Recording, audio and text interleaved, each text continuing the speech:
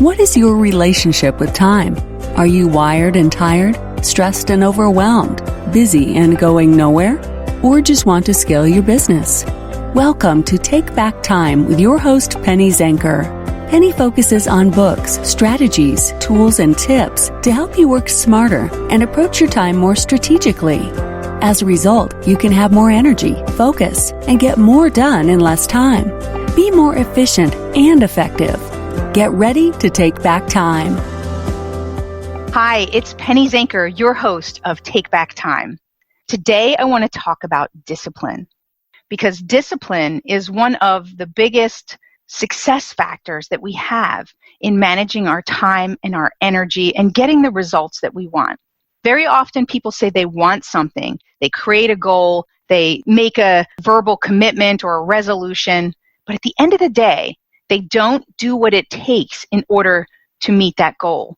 Just because we say it and we said it doesn't mean that it's going to happen.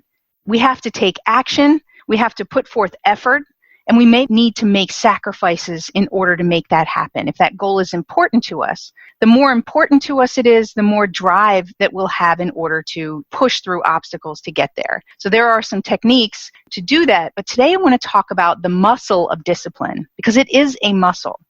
We need to practice discipline in every area of our life to kind of fill up the bank, to build that muscle up so that when we need it, we can access those muscles. And what happens is that if we don't exercise it and don't exercise it in different areas, then that muscle, if we don't continue to exercise it, it will experience atrophy, right? It will actually shrink versus increase. So we need to exhibit discipline in each area of our life. When it comes to our health, what kind of discipline do you show around food, the foods that you eat? Do you do what you know is good for you? Or do you make up excuses and say, oh, I'll do that tomorrow, or make rationalizations of why this is okay for you when it's really not good for your body and you know? Do you eat a lot of sugar, but you know that it's not good for you? I mean, sugar is poison to our bodies. I'm not saying that you should give it up entirely. That's really a choice that you can make. However, how do you focus on doing the things that are best for your body so that you do everything in moderation? It requires discipline.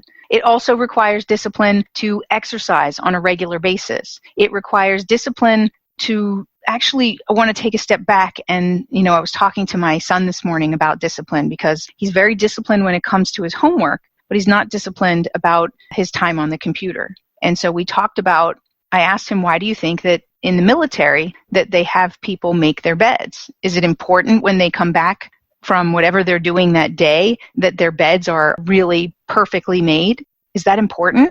Because often he challenges me to say, well, it's not important. I don't need to take out the trash right now because it's not urgent. It's not important. And so I'm trying to help him to understand that we are building that muscle of discipline. So that's the reason why the military has people make their bed in the morning, is it's a practice of discipline. It's another area where they can demonstrate that they are in control. Their logical side of their brain is telling them that this is the rules, this is what needs to be done as part of the structure of the military, and it gets to be done in excellence, because whatever you do, right, that's another form of discipline, is to do it in excellence.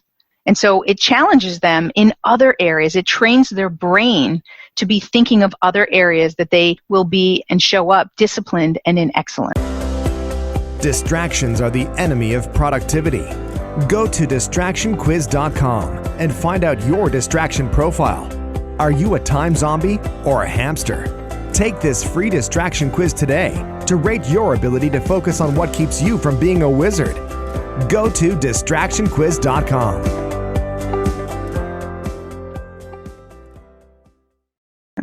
Right? And it is also something that you can control.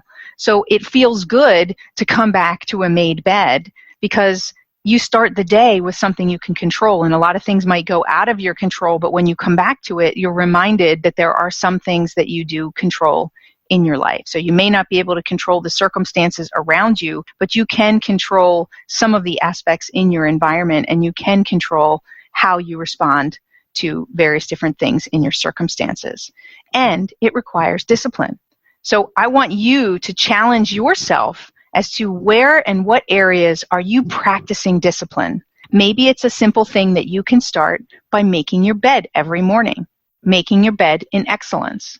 What else can you do that you could say, I'm going to do that at a higher level. I'm going to do it in a greater form of excellence. So training your discipline. I'd like you to find 2 areas. Making your bed is a simple one if you don't already do that. If you do already do that, what is another area of your life that you could create greater discipline? And I want you to do this for 1 week. And then I want you to check in with us and let us know on the Facebook page associated with this podcast episode, how did that go for you? Did you notice a difference in how you felt? Did you notice a difference in being able to more easily exhibit discipline when you needed it in other areas? The more you exercise your discipline, that muscle, the bigger it gets and the quicker that you can respond with it, right? It makes you faster. It makes you more agile. It makes you more flexible to meet the needs of a situation. And that's what we need, is we need in any particular moment to know that we've got this, that we've got the discipline to approach this in the way that we need to in excellence.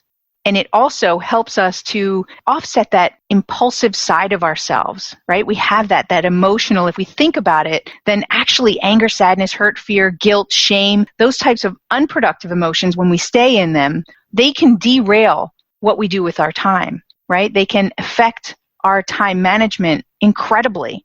They can be a total time suck, a drain. So by practicing discipline, we're also practicing emotional discipline, is the ability to recognize when we're having thoughts and saying things that are not in our favor, and therefore we can then discipline, we can be aware of it, and we can shift it quickly, right? It's amazing that muscle of discipline can really cross various different areas that are literally going to help us to take back time, to be more efficient and effective, to be more deliberate in what we do. So I'm looking forward to hearing your feedback. And after week 1, I challenge you to do a second week and see what the difference is between week 1, so week 0, week 1, and then week 2, right? And after that, you can decide. Do you want to stick with this and continue to build your discipline? Or did you have enough and you did it, and it's like anything else that you might start that you decide that that's not what you want to continue, and that's okay. That's your choice. But I want to give you a higher level of awareness around discipline and the difference that it makes in your life. So thanks for being here. This is Penny Zanker with Take Back Time. The choice is yours. Are you up for this challenge? I hope so. I'll see you in the next episode. Thank you for listening. Today's topic is another opportunity for you to put the knowledge you learned into practice. Tune in again next week for more strategies that will help you have more energy and focus to get more done in less time, so you can continue to take back time.